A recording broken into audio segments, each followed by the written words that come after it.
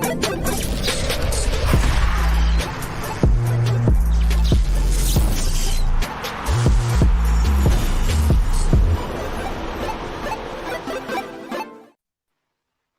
everybody, and welcome back to another episode of Pre-Match Wangadenga. Muti. Yes.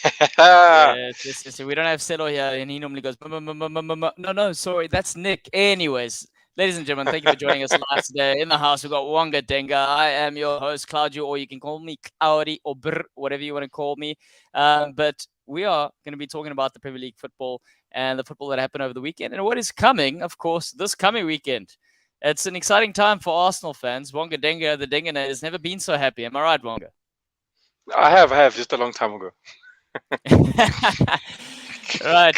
On the agenda for today, like I said, we're going to be looking at the Bournemouth result that Arsenal came away with 3-0, 3 goals scored, 3 points. We're going to discuss Chelsea losing 3-0 to Leeds. The great result, the draw, I would say, for Newcastle, 3-3 against Man City. Unexpected by many, but I call the draw. I'm just going to put that out there. You're experts over here. And then, of course, the big upset was the Man United 2-1 victory over Liverpool in terms of everyone's mind, not just me, even though I am the Liverpool fan. Right, Wangadenga, Bournemouth 0, Arsenal 3. I actually think I called this one correctly too, if I'm not mistaken. Yeah, I think you did. What did I call? I can't remember what I said. But I said, I think I remember, if I trust myself, it was a drubbing that I said Bournemouth are going to receive. You did? I think you said 4. I think you had it on 4. Yeah. Oh, Wangadenga, look in the house. We got Sam. He's saying go Gunners. He's quite happy for you. And then, of course, What up, Sam? Also, before we talk about these results, one thing, Wanga, we need to notice, this is the best performance you've had in a fantasy league sort of experience in the last, 5 years or so? Yeah. I think you're actually sitting 5th in our league. Yes. Well, I climbed this weekend, and I think the last time I did that, the last time I was doing well, I think Arsenal finished 3rd, if I'm not mistaken. The last time I did well in a fantasy league. So, It's good to have you in the top 5 there. Thanks to your team doing the business there, Mr. Arteta. But let's talk about Mr. Arteta and the boys. 3-0 against Bournemouth away from home. Great result, top of the table. Life is sunny as what London was last week. Yeah, no, it was this weekend again. Very, very happy with our team's performance, and looking at Gabriel Jesus. You just hoping that he's not a one-hit wonder. And he's gone in and shown it again. I mean, the leading up to the goal, I can't remember who it is. It's early. I think even, I was getting to that one. I mean, they call him Wanga Shaka. I think there's a bit more respect to that name now. The way he's been playing. Giving no look assists there, Wanga. He's like, what? Dang, the man's found his touch all of a sudden. It's almost as if his name being associated with yours is the trick that was being missed. And he's the nice thing about Shaka, is that now, even the goals that he scored, it's in the box. Previously Shaka would score once in a while, and I know it's early days, but most of the stuff he would score were out the box. I don't think he scored in the box last season. I stand to be corrected, but the games I watched, I don't think he did. And now the goals he scored were in the box, and this weekend, not a goal, but even the assist deep inside the box, cuts it back.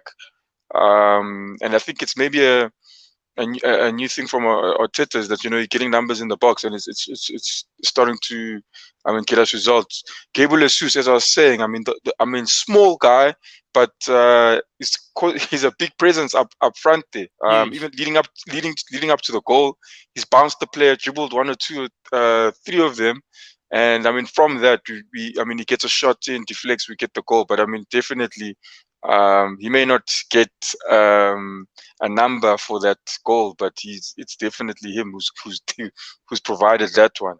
Well, you're right, Wanga. I think, and that's if I'm looking at what Arsenal are doing now in comparison to a Liverpool and a Chelsea, for example, is they're getting the goal early and they're getting it soon. And no doubt that Gabriel's the one leading from the front. It's almost as if we've forgotten how good this player can be, almost because he was used as almost like a beautiful spare part that Man City had the luxury of putting on as an accessory.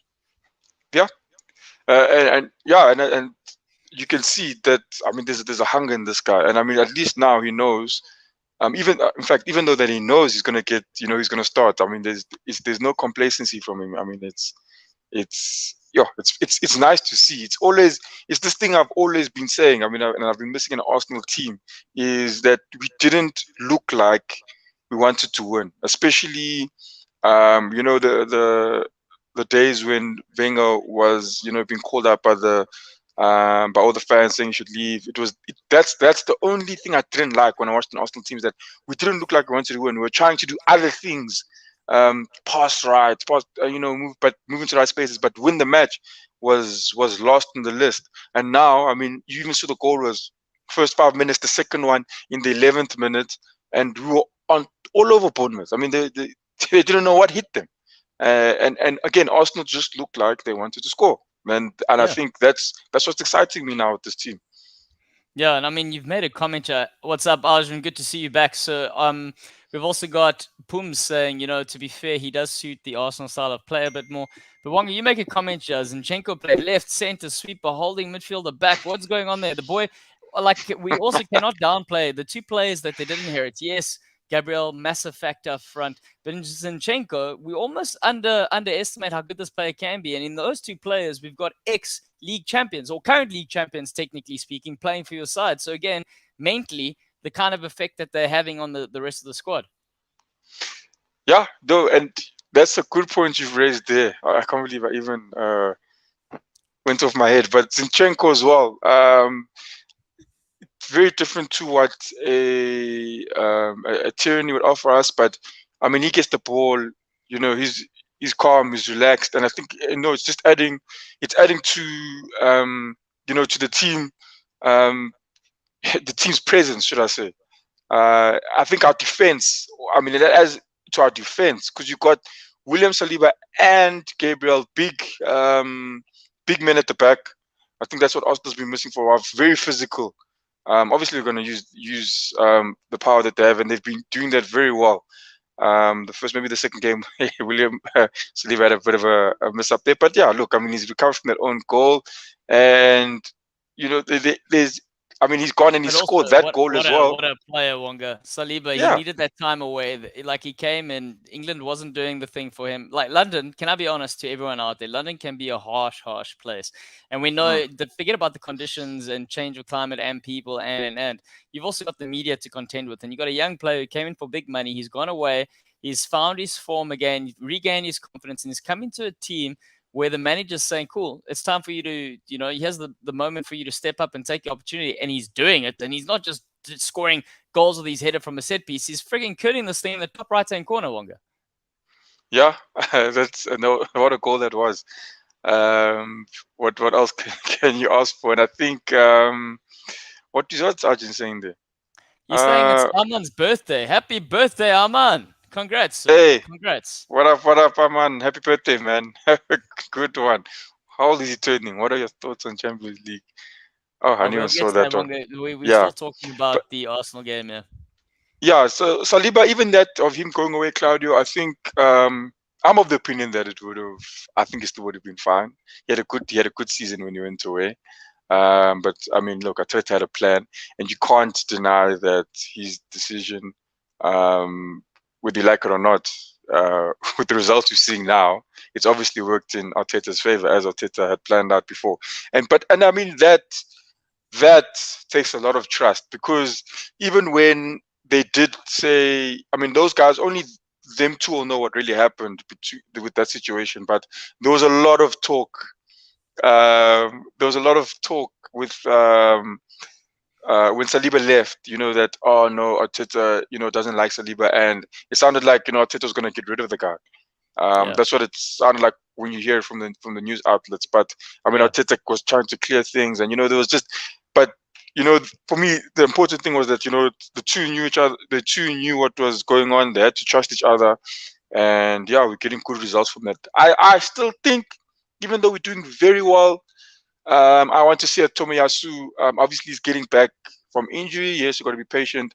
But Ben White, I think, slowly but surely will enjoy the bench. And yeah, maybe we're using for what's that, Carling Cup. you're getting clean sheets, and you still got players that need to come back there. Tommy Mm-hmm. Asu, in terms of your squad needing to be stronger. Wonga, what is this about John Terry hating Arsenal? Or Ah hating man, on Arsenal, rather? look, it was a small thing. I think there was a sports Bible who tweeted that. I mean, is Arsenal the most is Arsenal the most exciting team in the league?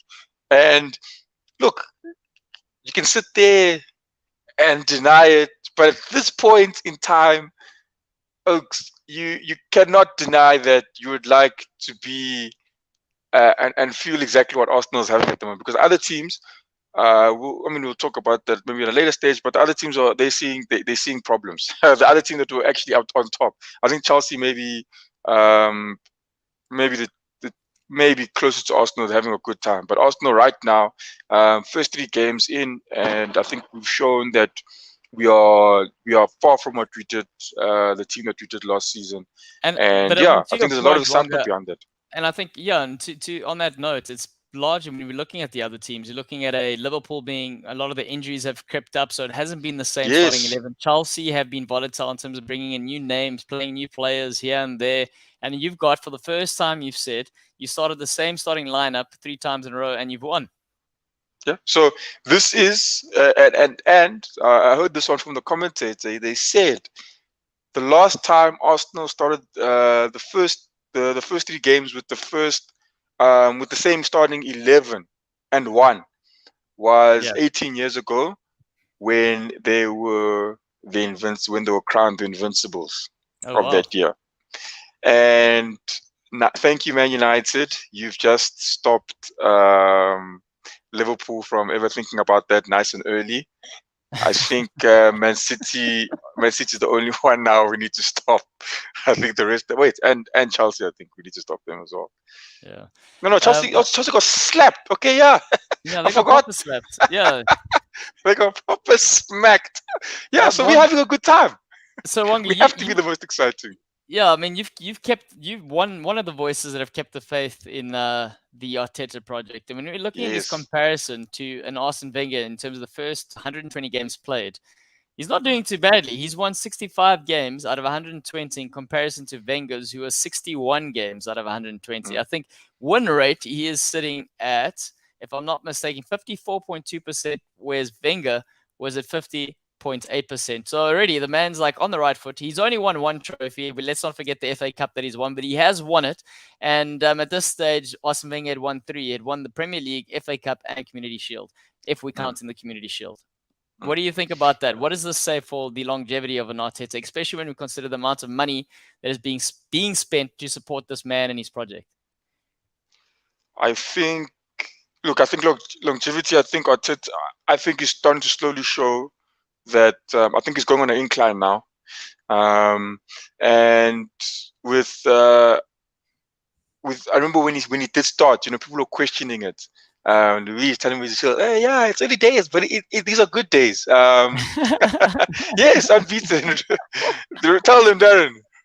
Even Darren himself is. But I think this needs to. It's probably a lesson to many of the other guys, and I think even maybe I don't think Selo will agree with it himself as a Man United supporter on the show, but if you have to think long term when you're doing these projects.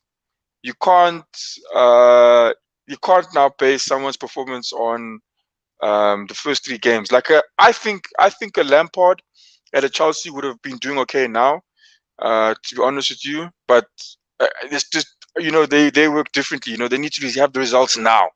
And that's sort of what Tuchel but did that's when also, he brought I think, Wonga, when you're doing a direct comparison, it's also, you can't exactly come from a team that's high performing, winning week in, week out, and then give a manager time to do his project when they're currently at the peak, so to speak. Whereas Arsenal, it's ironic in a way that all the turbulence in the past few seasons has actually worked in his favor, because it's made the fans somewhat a little bit more patient to go, okay, well, we've got nothing else to believe in. We might as well give this a go, because it's not like it's going to get any worse.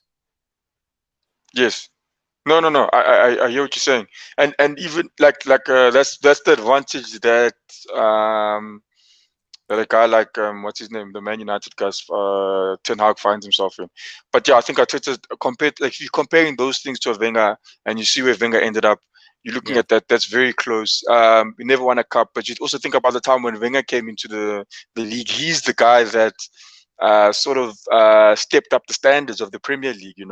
With diets, the way the guys trained, all those things. He looked at the finer details. Arsene Wenger, and if you now compare, if you think right now we're in a different era, and you've got a team like Man City who are dominating the way they play. There's money now that can get you the best players in the league. So it's a whole different ball game that Arteta's dealing with. But if you compare the two, I think then you can say that Arteta is on a good track. Especially if he's got one trophy in the bag still. Yeah, and having spent 278.3 million since the start of the summer of 2021, that's more than City, Chelsea, Manchester United, Tottenham, and Liverpool. That's obviously before this window concludes. That's the current status. So there is a backing behind the manager, and the results are showing, which isn't a bad thing. But sorry to the cloud. I think even Arsenal, we have to. Even the next coming years. Yes, it's the transfer window. The transfer window is a tricky one, especially now with these players. The player will just, come out the womb and be worth 50 million. Doesn't make sense to me. And so you're looking at a Ben White cost us 50. Did it really have to cost you 50? Getting that English premium, I think. You're never going to sell him for that amount. It's similar to the conversation of a certain fridge that moves on a park at Old Trafford that we're going to talk about later in terms of the potential sell-on fee if they are going to sell him. Yeah, and if you're looking at, but I think Arsenal needs to fix that department of this. Is who they're buying. We're trying to get rid of him. I'm hearing Pepe. I don't think he's going to be considered anymore. I think he needs more game time, and he's not going to get that here. But it cost us 70 million. But he's going to be loaned out, and I think subject to the move of Pedro Neto coming in from Wolves, who they're looking at, and again, in your region of your price mark with your £50 million, that's a player they want to bring in, and that's an exciting player. He's also only 22 years old, and again, when you're looking similar to what Liverpool did with the Brendan Rodgers, in my opinion, was a manager not able to handle the bigger names, so they went for the younger players, and then they did the structure. But Arsenal have taken the same approach: young, talented players work together, plan a philosophy, and let's see what they can do. Youngest squad in the league. The business. Youngest squad in the league. So at the moment, on top of the table. Let's move on. Wonga Denga, to the Leeds thrashing of Chelsea 3-0, and because Darren's and we don't often speak that much about Leeds. Never mind in a good light. Darren. So, Darren, we are here. We're talking about your beloved Leeds doing the business over the Chelsea here, who have spent big money and getting thumped. And it all started off with the mistake there by the goalkeeper in goals there, Chelsea's man, the main man, Mendy. Yeah, that was Claudia. That was horrendous, and it started. I thought they'd bounce back from that. But even that's another story. I don't want to go off topic here, but this passing back, it's teams are looking for it now. They're saying, you know what? If the guy is passing back to his keeper, they have done 98% of the job for us. That's what we want to do. We want to pass the ball close there in the box. So they've done 98% of the job for us. Let's do the 2% and press that keeper. Make him panic. Make him do the wrong thing. We can win a corner. We can win a throw-in close there. Best case scenario, we get a goal. And I think that's showing a lot there. When we go, I don't go to the Man United game, but even there, you saw Man United didn't David De Gea, not stuff around, just kicked it over the half. Arsenal tried to do it and almost saw problems. Ramsdale, this is the second match now. It's not showing up. So I think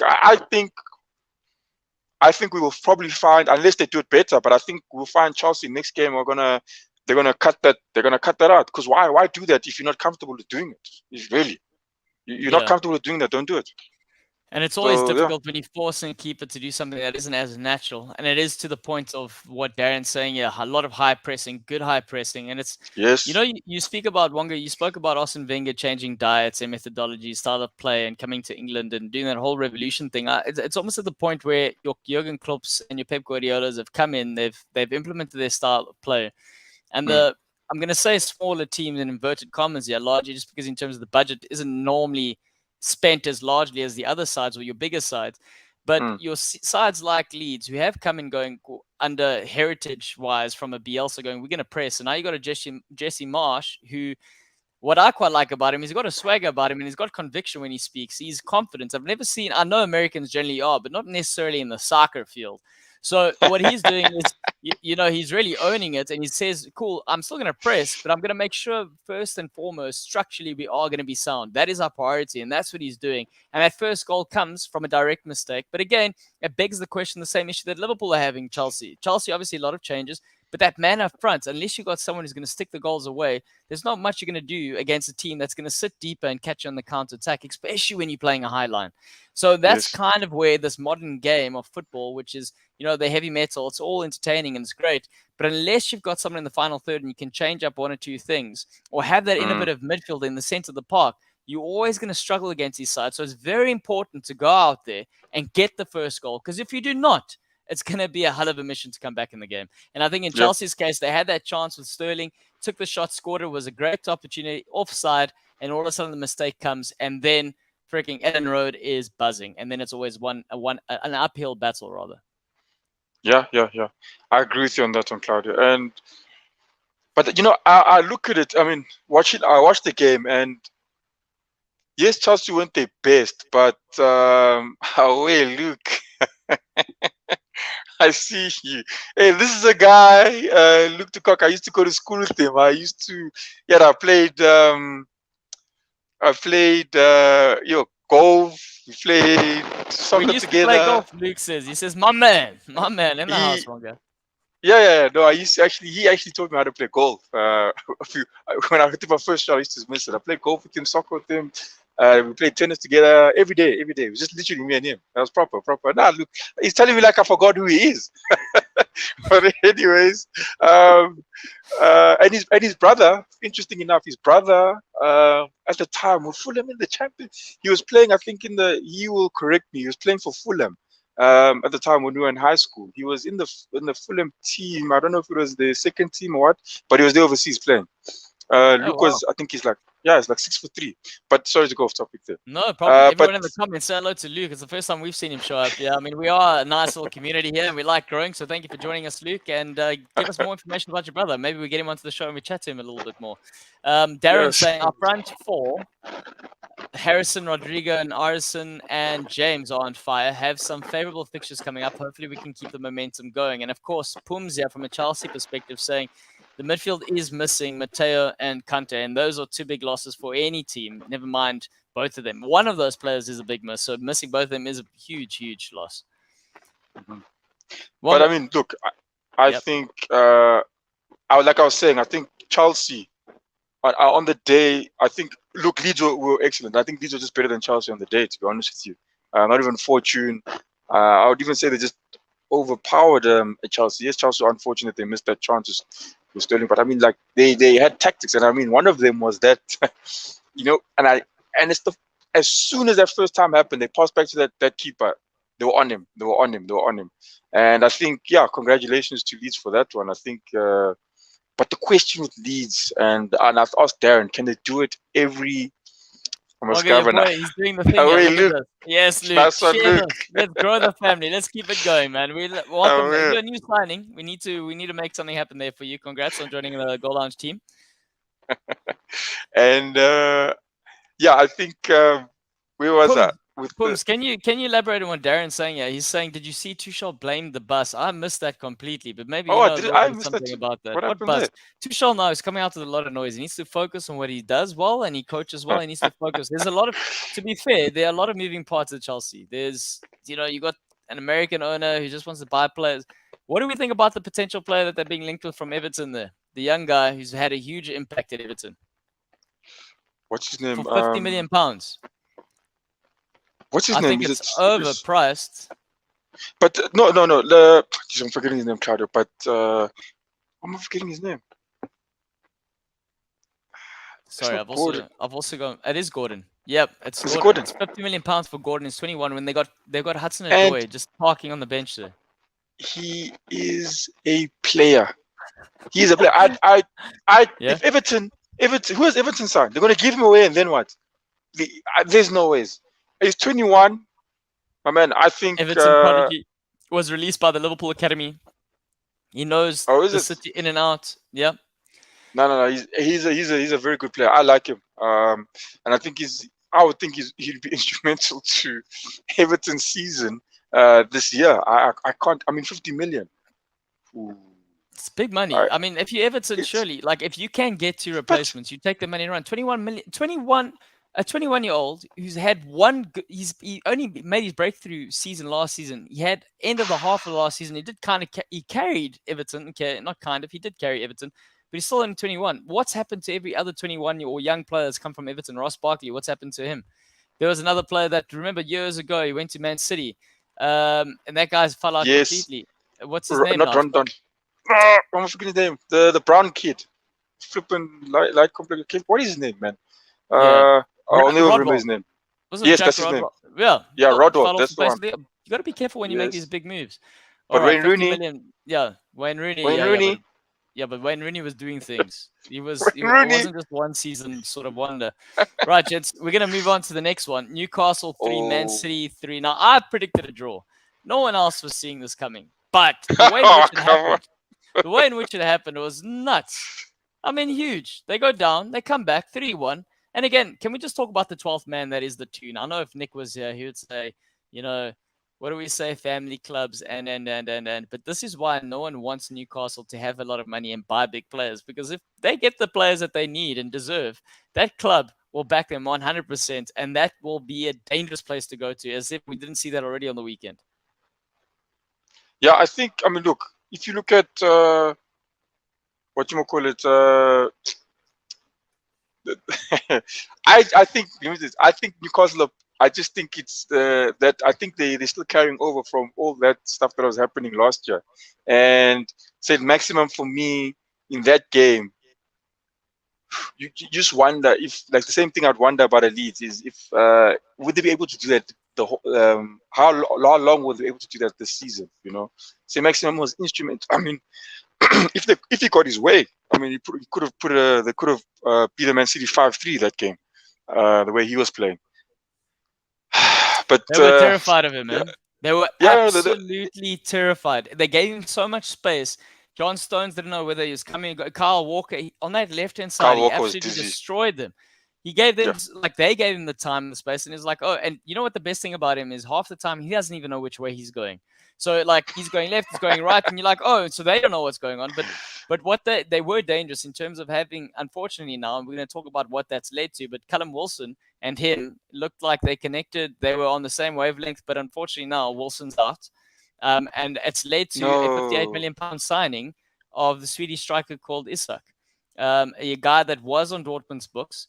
He's also a young player. He's now from Real Sociedad. I think he scored a total of 33 goals in 120 games, 9 goals out of 32 international appearances for Sweden. So he's a Swedish international, but there's no ways. They needed extra cover. Callum Wilson being out, they can't rely on the other New Zealand gent there just parking off, doing his thing. They can't.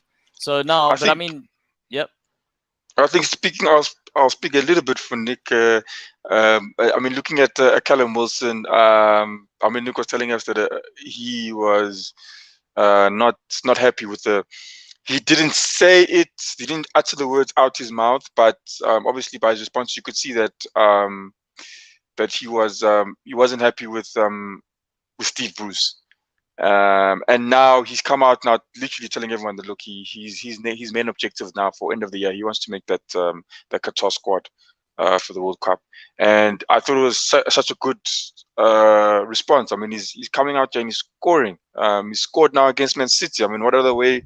What other way can you tell that English manager that look, I'm the man to be up front, And I'm just now hearing that he's injured. That must be sad. And I'm pretty sure Nick is not too happy about that one as well. And I see Claudio saying that St. Maximum looking like a Messi. Yeah, don't be surprised if Pep Guardiola. Yeah, Luke is saying that it looked like a Messi, chaotic. It's hilarious. They're saying, like, even after the game, all of a sudden he's being linked with Man United. Man United. We're going to talk about Man United as well. But from a Man City perspective, I mean, they've come in there. They've been somewhat. In the first 50 minutes, they were completely on top of it. They were dominating the game. But they gave a little lifeline to Newcastle. They snatched it, and all of a sudden the crowd got behind them and momentum turned. But also stuff of champions for them to come back 3-1 down after that banging free kick from Trippier. It just shows you what these guys are made for. Also, can I On just my point team. out why they need to have to hold on to Silva? I keep saying my personal opinion, and it's not because he's Portuguese. Maybe it is a little bit, but I don't think it is.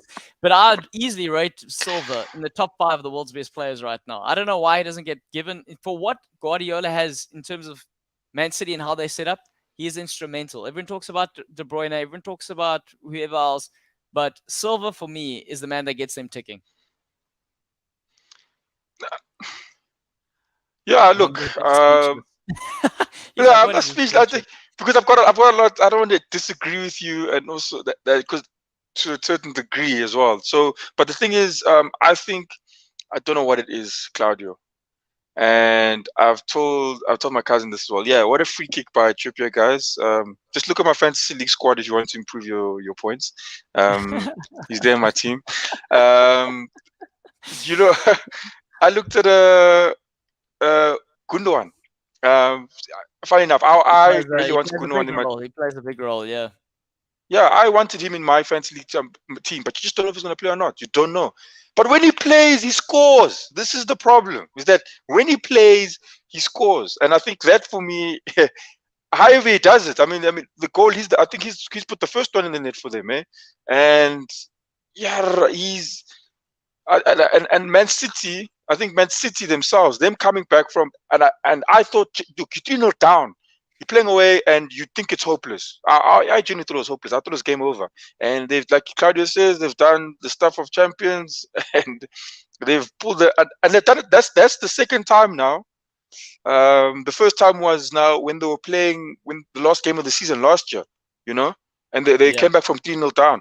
They even showed that stat at halftime. The Man City 4% to win the game. There's 4% odds for them to win the game when they were 3-0 down. Those bookies are. If someone put a bet down there, yeah, I'm sure they're screaming.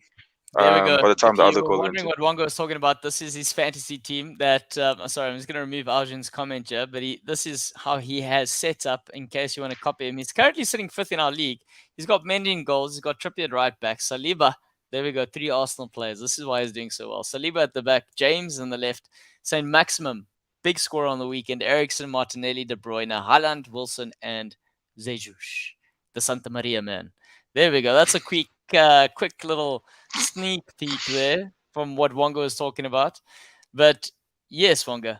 Man City doing the business again. Look, you could say it was 2 points dropped, but in their case, I think they're going to walk away coming back from that 3-1 saying, no, it was definitely a point gained. And I don't think many teams are going to go there to St. James's Park this season and have it their way. So at the end of the day, huge sort of results. And I think in terms of Darren saying they could go Conference League, why can we not include them in the top 6 conversation?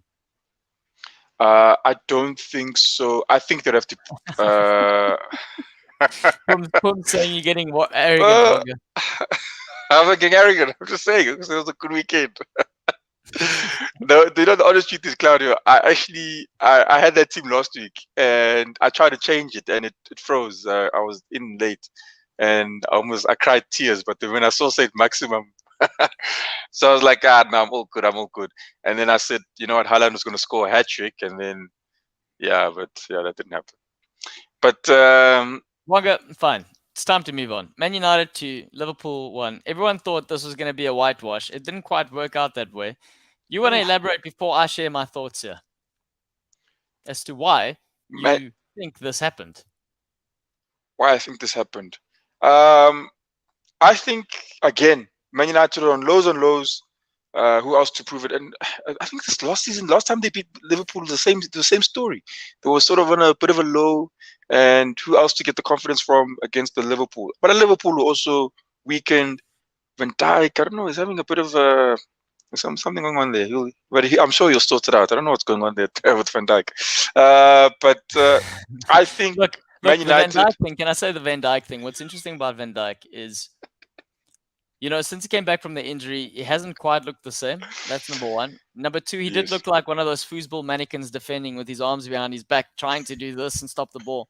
But the thing is, when we look at him, one thing that no one's really taking into consideration is his partnership, his centre back pairing is constantly changing. He's been the Yeah. constant within the side, but Guardiola always Jurgen Klopp always tinkers with the other players. So it's either Matip or someone else. And in this case, we had a lot of injuries, so he's forced to play with the players that he has to, and that's never easy. And I think like when it's comfortable when you know. So if you and I play consistently, Wonga, 32 games every season, I know the ins and outs of what you're going to be doing. And I'm not making excuses for Van Dijk. I think he's been poor these last couple of games. It's actually been, I mean, you saw James Milner in terms of what he thought, but it's not the easiest when you've got a lead and then you've got to still try and work out how the other players are going to play. And then you've still got to be on top of it all the time. And there's huge pressure for him now, especially when you consider Mane leaving.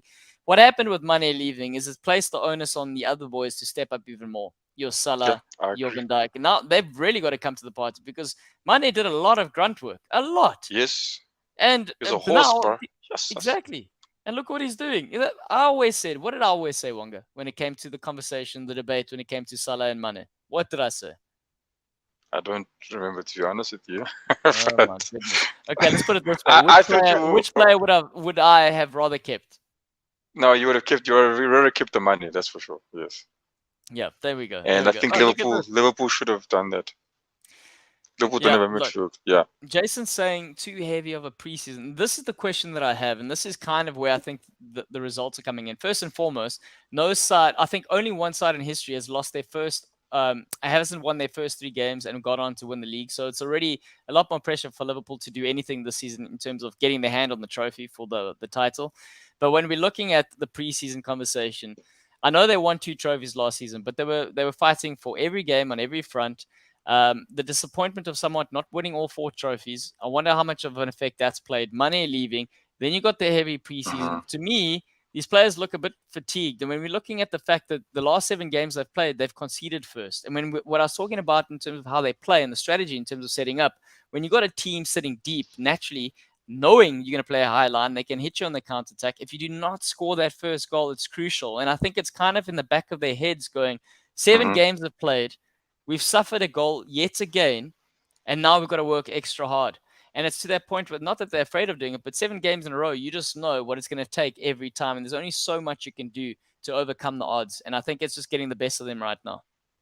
So, like you bring up, I think also Jamie Carragher brought up a good point. He's saying that every time that Liverpool player, maybe paraphrasing quite a bit, but basically was saying that every team that played them, you would know, you as an opponent knew that if you set good defense deep, you'd bring them back.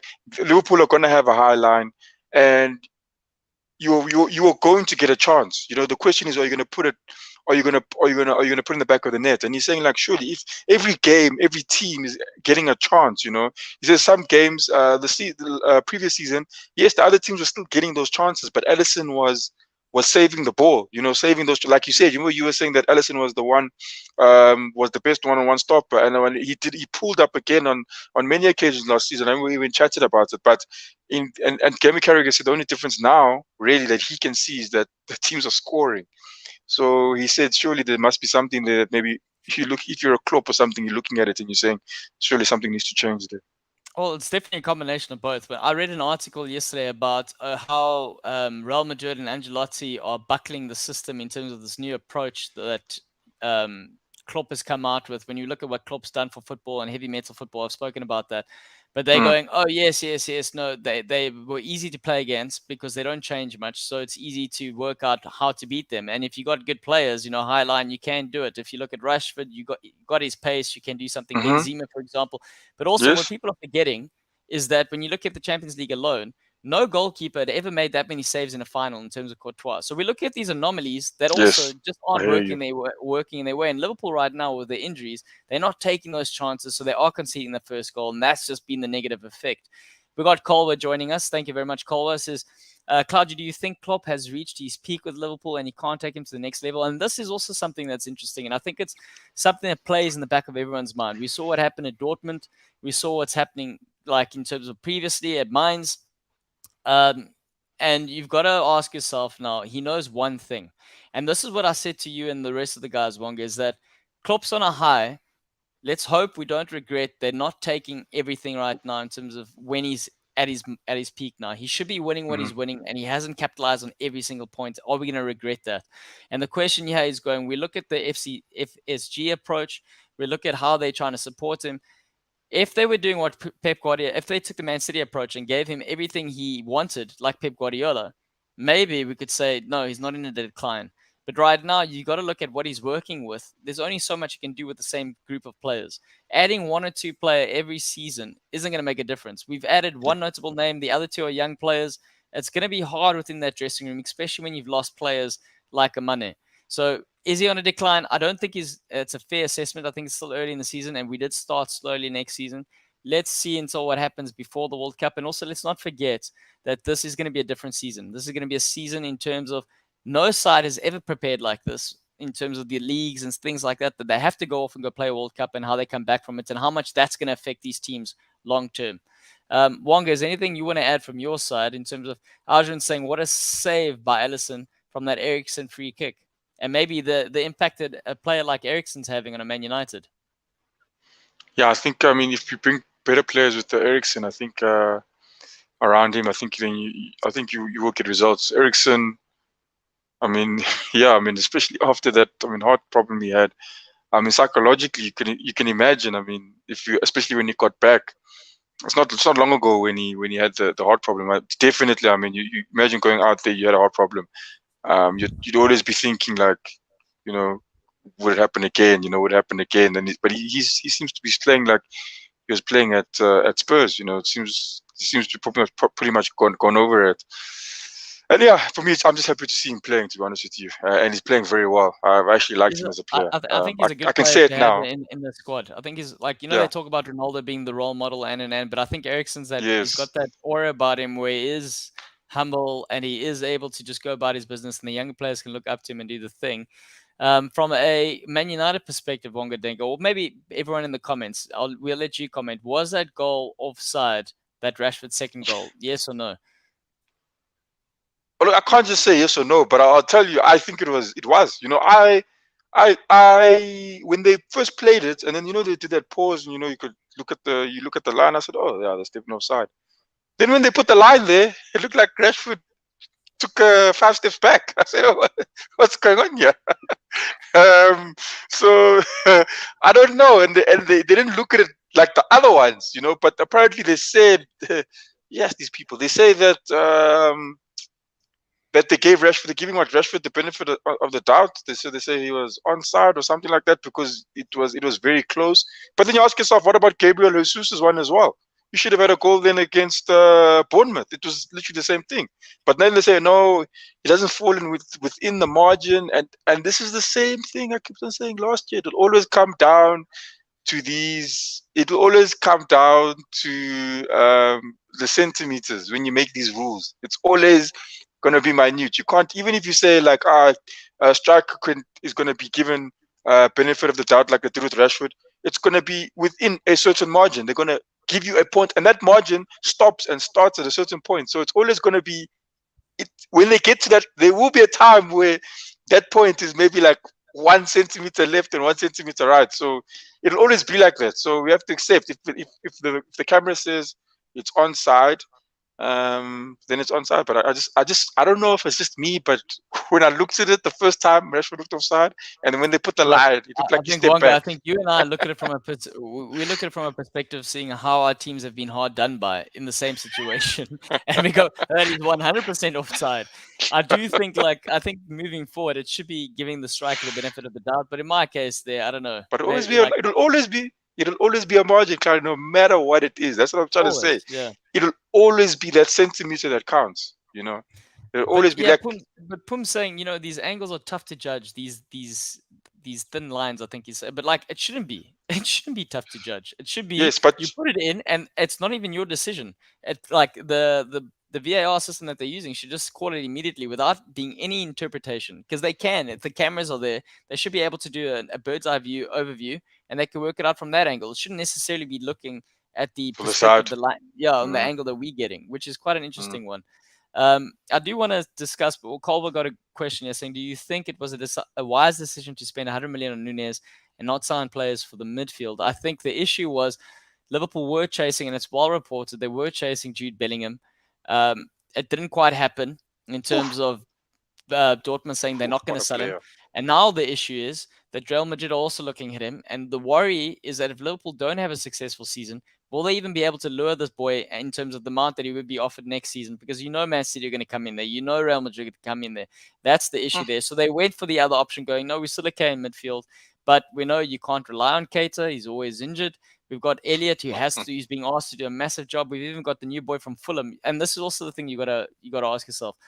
Fabio Carvalho, when you're looking at it, he's a great player. He's technically really gifted, but he's a young player. And now, how many games has he gotten already? His first 3 games, he's made an appearance off the bench every time. We shouldn't have to be calling a player like this off the bench.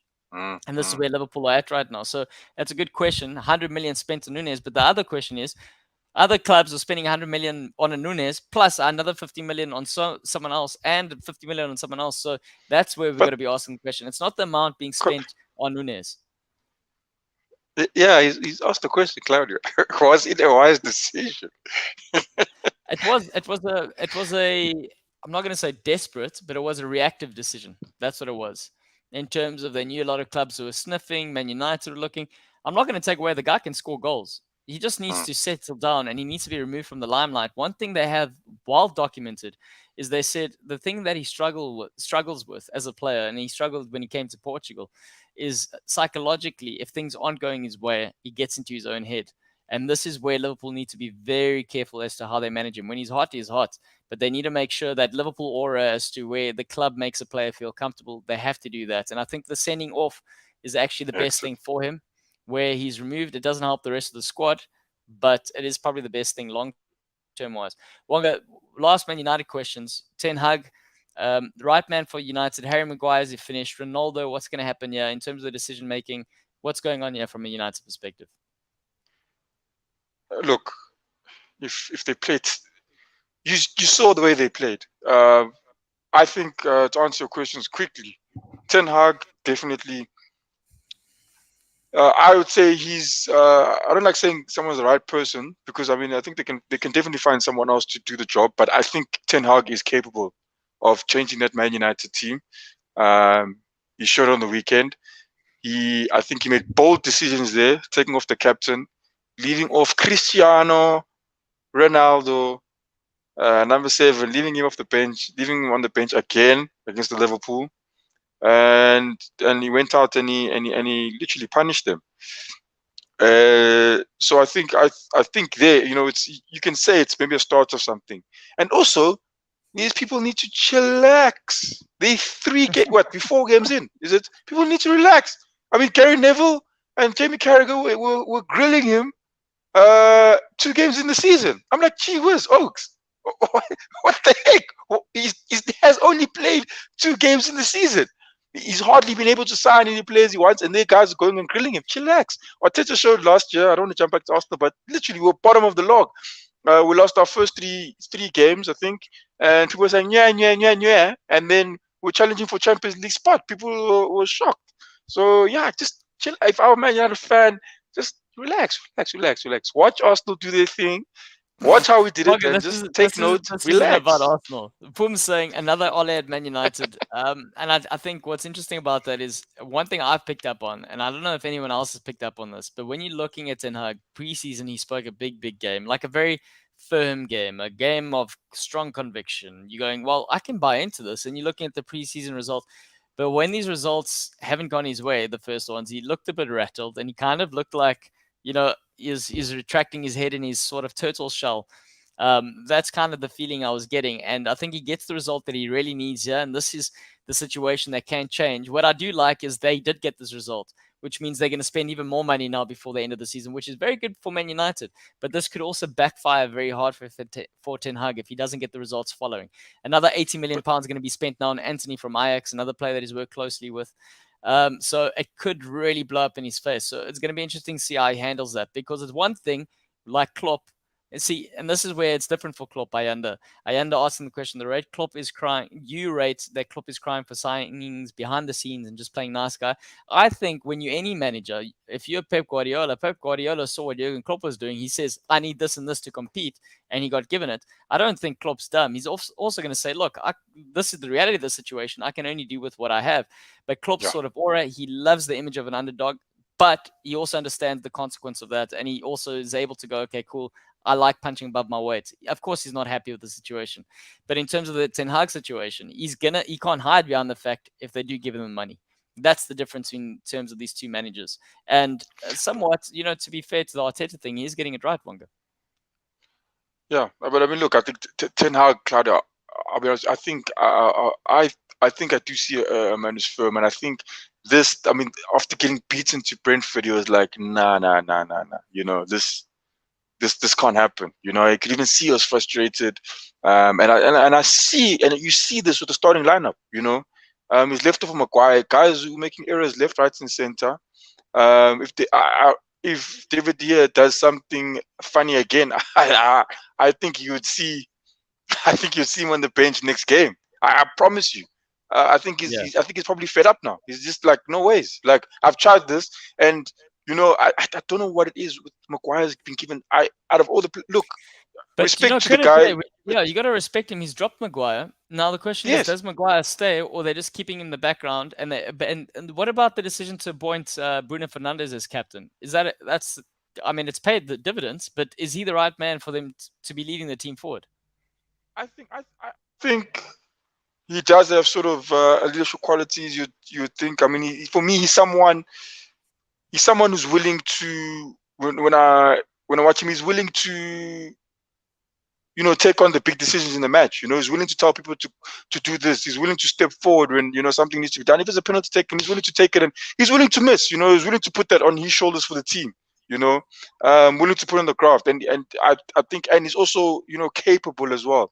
If you're looking at Maguire, I think, yes, he was there. I don't know what's happening, but we cannot deny that he's not the same player. Whatever's happening, we cannot deny that. And you're playing him week in, week out, and then he makes mistakes week in, week out. And for me, it's logic. Whoa, chillax. Whoa. This guy needs a break. If maybe it's if it's not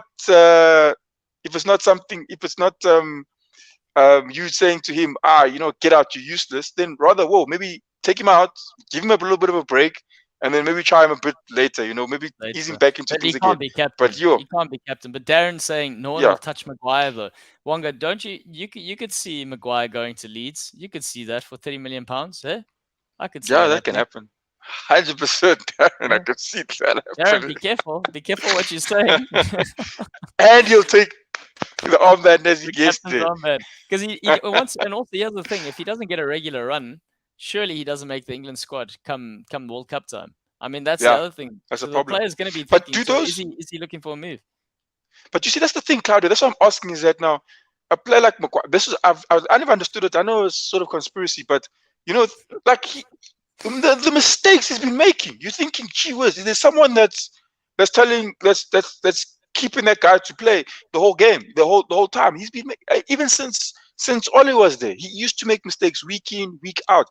Any other player that I know of that does mistakes often, out. You remember David De Gea was made 2 or 3 mistakes, then they took him out. They said no, and they put Henderson there. And the next thing, Henderson was the next big thing. But then they saw, okay, I think we made a mistake here. Come back, David. But that's what I'm trying to understand. What is this thing about Maguire always playing? Is it just because he was the captain? I mean, why does he not? Ironically, he was protected. Someone's told him under the bus by the price tag. Pum saying, but he's dropping Stella Maguire because of his son Martinez. Maguire would fit Chelsea perfectly back three. He's also saying Maguire should be sold. Leicester paid United 80 million. And then Darren saying no chance. We have centre backs at the club. Oaks on loan as well. Call back from loan before Maguire. There we go. Right, we're going to move on to predictions, and the predictions for the upcoming Premier League games. Of course, we've got some spicy ones and we've got some average ones, but we're going to talk to you about the first one, and that is Southampton, Man United. Quick fire, Wonga Denga. Can they follow back-to-back victory for the first time under Ten Hag? If Ten Hag puts his foot down again. He rewards these guys who played well. I think Man United win this game. It won't be easy. I'll tell you that it won't be easy, but I think they'll take a victory 2-1. So you say no? He's not. Ronaldo's not starting. He's sitting on the bench. Yeah, that's because he's unsure of Ronaldo as well. He's unsure of the guy. Does he want to be there? Does he not want to be there? I don't think Ronaldo's not professional, but yeah, I think if you don't want to be there, you don't want to be playing the player. So yeah, I do think 2-1. And I also don't think Ten Hag agrees with. He doesn't like what Ronaldo is doing. I don't think he completely hates it, but he's not happy with what Ronaldo is doing at the moment. So listen to how I think it's going to play out. It's going to be a 2-1 lead from Southampton, and he's going to have to call upon Ronaldo to save them. It's going to be a 2-2 draw. It's going to end 2-2 draw. That'll make headline stories. That'll be interesting. That'll be nice. I won't lie. Yeah. That's next game, Wonga, Brighton versus Leeds. Ooh. Both teams flying above their weight at the moment. Way above their weight. I think we'll see a couple of goals. Yeah, I'll give it a 2-2 draw. Oh, wait, Wonga Dinga. We got. Sorry, I'm just reading the predictions. Darren and I aligned, saying a draw, saying 1-1. Pum saying 3-1 United. Ronaldo just scored 2. Arjun saying 2-0 Man United. Casemiro. I'm forgetting about the Casemiro effect. We haven't really spoken about that. Oh yeah, Arjun, yeah. So and then Cole was saying Ilanga out and Martial in and Casemiro. I wonder how much of effect he can have right off the bat. But as you were, Wonga, about the Brighton Leeds game, we got Arjun saying 1-1 draw. Yeah, I said Pum 2-2 saying a draw. 2-2 draw. I think so. I think Liverpool are saying that because even yeah, matched. it is. I mean, I think that's probably the betting man's guess here is going to be a draw. But I'm going to go the Brighton just to edge it at home, and I'm going to say 2-1 victory to Brighton. Wonga, did you give yours? Yeah, I said 2-2 draw. 2-2 draw. Right. But yeah, I'll take Brighton Chelsea as well. versus Leicester. Chelsea to play at the Bridge. Chelsea versus Leicester. And Leicester have to respond. Oh, wow. Ooh, Chelsea have to. No, I think Chelsea will respond. They did nonsense over the weekend. Tuchel's probably squeezed all their hands, and they don't want that again. So I think they're definitely gonna take this one against Leicester. Leicester, I don't know what's wrong with them at the moment, but I think Chelsea take this. You know, they haven't signed anyone. They are the one team right now that everyone wants to buy their players, and they're just trying to hold on, and they're not doing anything. And I think they're not too sure. I don't think they're too sure about Brendan Rodgers in the current state of affairs. I think this is a Chelsea walkover all over Leicester, and I think it's going to be a 3-0 victory to Chelsea, in my opinion. I agree with you on that one, Claudio. So Cole was saying 1-0 victory to Chelsea. Leicester are in a bad place, 3-1 to Chelsea. Darren saying 1-0 Chelsea. Rodgers will be sacked next week. Yeah, there's a lot of talk about saying getting Rodgers out. It's not a happy place right now. Next game, Liverpool versus Bournemouth at Anfield. Surely, Wonga, surely. I mean, come on. Look, I mean, Arsenal, very good Arsenal being Bournemouth. Can't really. Liverpool at the moment, they've got a squad. They can play a squad. We can call them the injured 11. Gee whiz. They got a squad injured there. I'm thinking, Claudio, I think it's a bit difficult for you. I think teams are going to look at you and say, these are good points. We never ever got to have this last year. Let's get it now. So I think it'll be a 1-1 draw. I mean, you can see, you know what's going to happen, though. You do know what's going to happen. It's going to be Bournemouth sitting deeper. That's going to be the same blueprint. If Liverpool can't take one of their chances, it's going to be a long afternoon. But look, the comments are saying Liverpool surely to win 3-0. I can't keep saying this. Yeah, Pums, I like this one. Pums saying give Liverpool the ball and hit out on the corner 1-0. 1-0. I'll take a 1-0 victory. That's what I'm taking. 1-0 victory. Man City versus Crystal Palace at home at the Etihad. Crystal Palace, not a bad side, but Man City, surely they're not going to make a slip, the same slip they did last week. Yeah, I think Pep's going to try to get them straight up. He's going to have to show what they're doing, and I think it's going to be a difficult one for Vieira's team. Oh, Haaland, 3-1. Yeah, I'm going to say 4. 4.